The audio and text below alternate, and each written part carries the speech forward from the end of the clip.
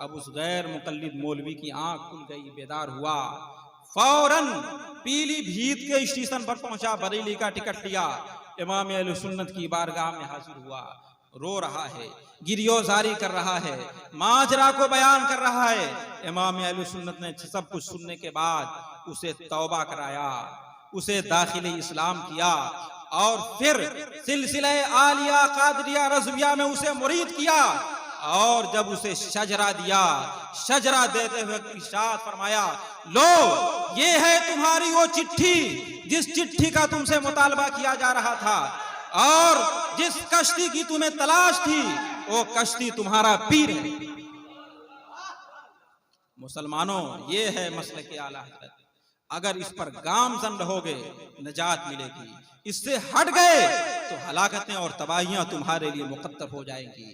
यही वो मसलक है जिसकी ताईदो तरबीजो तबलीग और नश्रो इशाअत के लिए मुजाहिद मिल्लत ने कूचा कूचा, गली गली, बस्ती बस्ती, डगर डगर, नगर नगर, कभी जेल में, कभी रेल में, कभी खाके हिंद पर तो कभी खाके हिजाज में, जहां भी गए हैं परचमे मसलके आला हजरत को बुलंद किया है, बिला खौफ व खतर मसलके आला हजरत को हर जगह बयान किया है।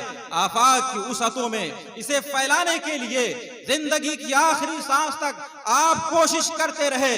हम मुजाहिद मिल्लत के गुलाम हैं।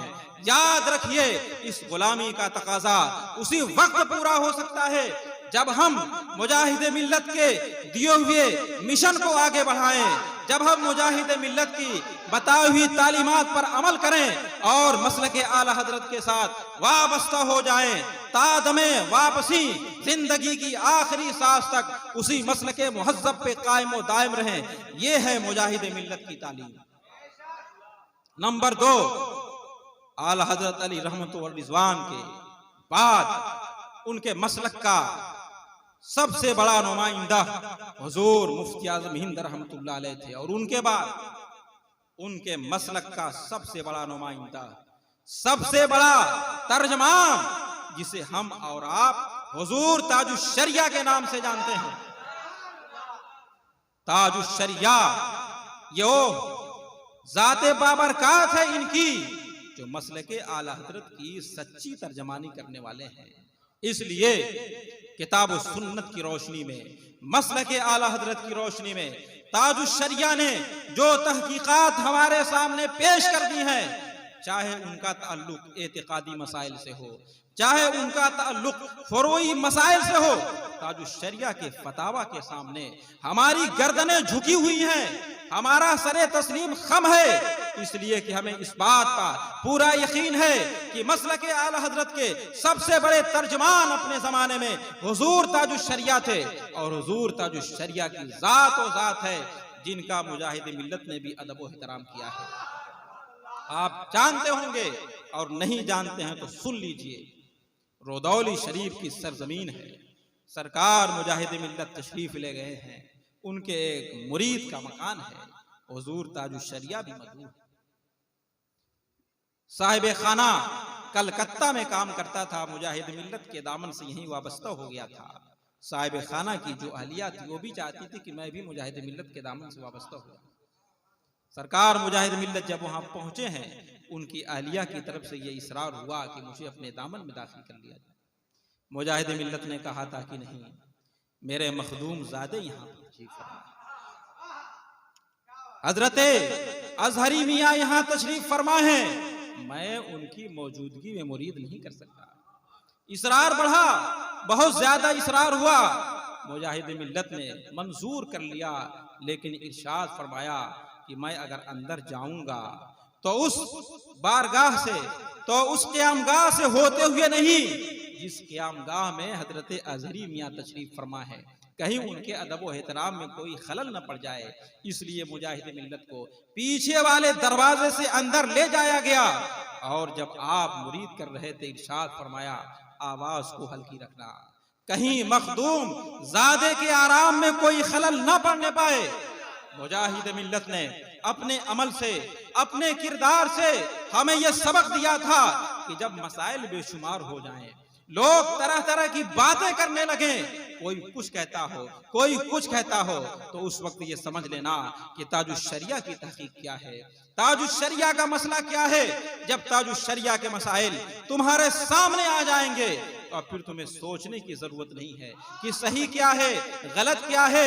इसलिए मुजाहिद मिल्लत ने जो हमें मिजाज दिया है, इंशाअल्लाह हम इस मिजाज पर रहती जिंदगी तक, जिंदगी की आखिरी सांस तक बाकी रहेंगे।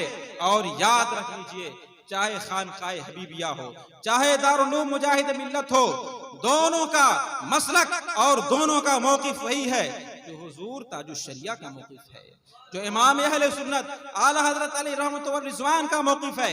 जितने भी जदीद मसाइल हैं जिनमें इख्तिलाफ करने वालों ने इख्तिलाफ किया है, उन तमाम मसाइल में हम ताजुश्शरिया की तहकीकात के साथ मुत्तफिक हैं। इसलिए कि मुजाहिद मिल्लत ने हमें इसी का दर्स दिया है।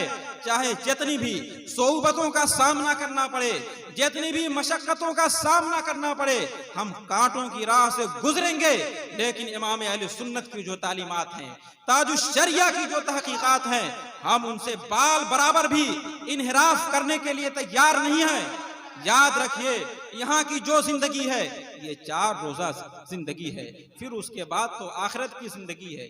यहाँ जितना झेलिएगा वहां पर उतना आराम पाइएगा। ये मत सोचिए कि ताजुश्शरिया के मसले को लेकर के चलेंगे तो कदम कदम पर हमें मसाइल का सामना करना पड़ेगा, हमारी ख्वाहिश नफ्स पूरी नहीं होगी। यहाँ पर ख्वाहिश नफ्स को पूरा नहीं करना है, अपनी ख्वाहिश नफ्स को लगाम देना है। ये दुनिया हमारे लिए क्या है? कैद खाना है। ये दुनिया हमारे लिए जन्नत नहीं है। और दुनिया सिजनुल मोमिन व जन्नतुल लिल काफिर, ये दुनिया मोमिन के लिए कैद खाना है और काफिर के लिए जन्नत है। आप जानते हैं कि कैद खाना में जो होता है वो अपने हिसाब से नहीं चलता है, वो अपनी मंशा के मुताबिक जो चाहे नहीं करता है, बल्कि वो जेलर के हुक्म का पाबंद होता है। जब ये हमारे लिए कैद खाना है तो हम यहाँ पर किसी के हुक्म के पाबंद हैं, हम शरीयत के गुलाम हैं। मुस्तफ़ा जान रहमत सल्लल्लाहु अलैहि वसल्लम के अहकाम के सामने सरे तस्लीम खम करने वाले हैं। और किताब व सुन्नत की रोशनी में उलमाए किराम ने जो फैसला सादिर फरमाया है, उसी के आगे हमारा सरे तस्लीम झुका हुआ है। ताजुश्शरिया की जात व जात है जो हमारे लिए नमूने अमल है। ताजुश्शरिया ने यह भी इरशाद फरमाया है, तस्वीर कशी हराम है। अब तक अकीदे की बात हुई है, अब एक बात अमल की भी सुन लीजिए। हमारे यहाँ चाहे शादी का मौका हो, चाहे गम का मौका हो, तस्वीर कशी का रिवाज बढ़ता जा रहा है। सिर्फ सियासत के स्टेज तक नहीं, बल्कि अब तो दीनी और मजहबी स्टेज पर भी खुलकर इसका मुजाहरा किया जा रहा है। कहीं तो बाज़ाब्ता वीडियोग्राफर को रखा जाता है और नहीं तो लोग अपने मोबाइल के जरिए इस जुर्म का इर्तिकाब कर रहे होते हैं। चाहे मोबाइल के जरिए उठाया जाए, चाहे फोटोग्राफर के जरिए ये काम किया जाए, याद रखिए ये दोनों चीजें ताजुश्शरिया के मौक़िफ़ के मुताबिक तस्वीर के हुक्म में दाखिल हैं।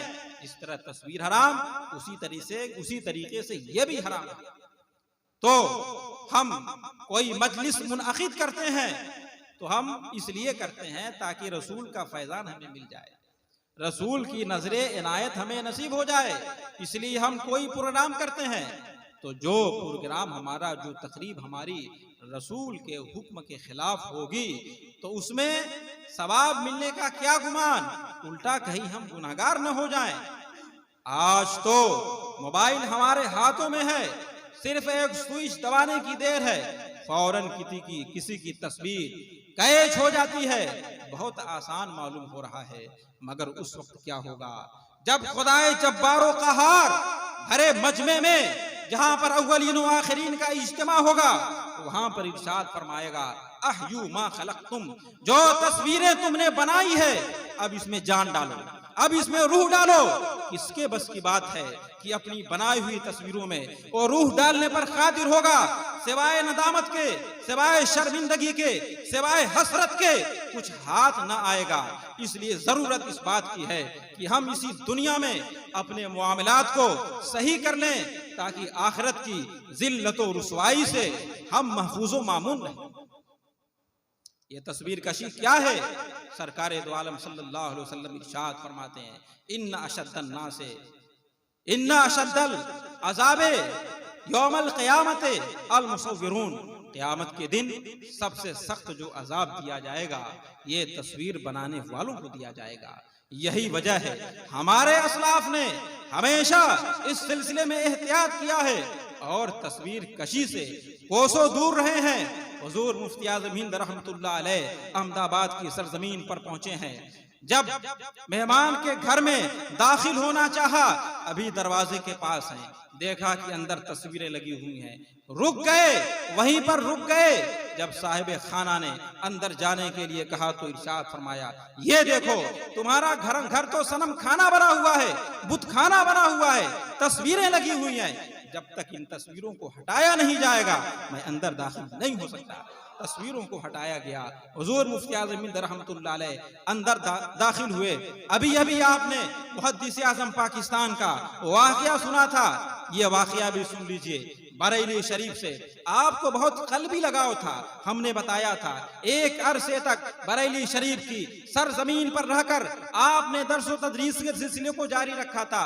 जब पाकिस्तान चले गए और हिंदुस्तान आने के लिए पासपोर्ट बनवाना जरूरी हो गया और पासपोर्ट पर तस्वीर लगाना जरूरी था, तो मुहद्दिस आज़म पाकिस्तान ने यह फैसला किया कि अब मैं बरेली शरीफ नहीं जाऊंगा। बावजूद कि बरेली की मोहब्बत आपके दिल में तड़प रही थी, मगर सिर्फ इसलिए कि हमें तस्वीर बनवानी पड़ेगी, इसलिए आपने बरेली जो मोहब्बतों का शहर था वहां पर आप तशरीफ ना लाए। यही मुहद्दिस आज़म पाकिस्तान है। आपने सुन लिया ये गौसे आज़म के कितने शहदाई थे, सुना है कि नहीं आपने? जब शाह मासूम गीलानी कुद्दस सिर्रुहू ने मुहद्दिस आज़म पाकिस्तान से ये कहा था कि आप तो शहनशाह बगदाद से बहुत अकीदत रखते हैं, तो फिर क्यों नहीं बगदाद मुअल्ला की सरजमीन पर पहुंचते हैं, गौसे आज़म की बारगाह में हाजिरी देकर के फैज़ को हासिल करते हैं, क्यों नहीं जाते हैं?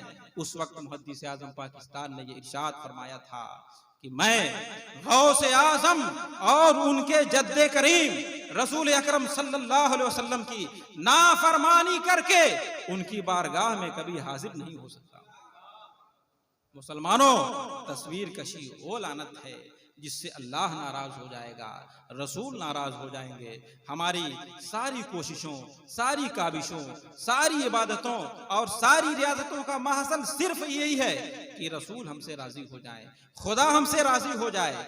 अगर यही रसूल हमसे नाराज हो गए, जिन पर हमें सहारा है, जिन पर हमें तवक्कुल है, तो जरा आप बताइए कि कब्र की तारीकियों को अपने जलवे ज़ेबा से रोशन कौन करेगा?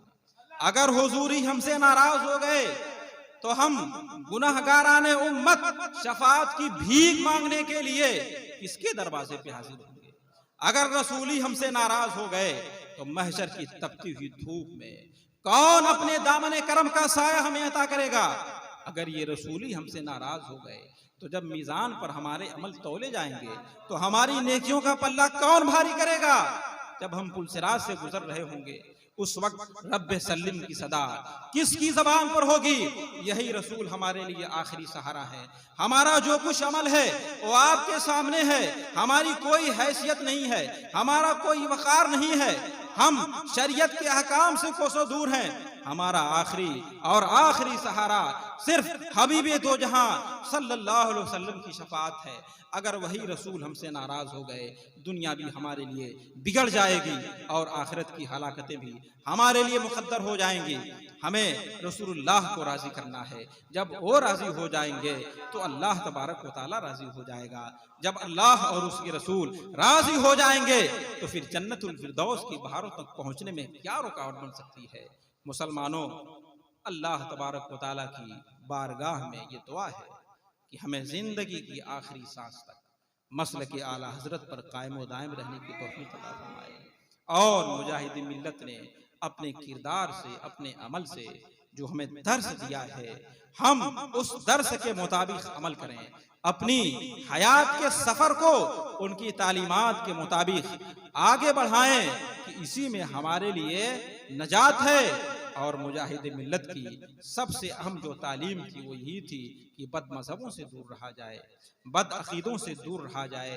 इनका करीब होना हमारे लिए हलाकत का सबब है और जितना हम उनसे दूर रहेंगे उतना अल्लाह और उसकी रहमतों, अल्लाह और उसके रसूल की रहमतों से करीब हो जाएंगे। जिंदगी की आखिरी सांस तक परवरदिगार आलम हमें मसलक आला हजरत पर कायम व दायम रखे, मुजाहिदे मिल्लत के मिशन के साथ हमें वाबस्ता रखे, इसी मसलक और मिशन पर हमारा खात्मा फरमाए और मसलक रजा के हामिलीन में हमारा हश्र फरमाए।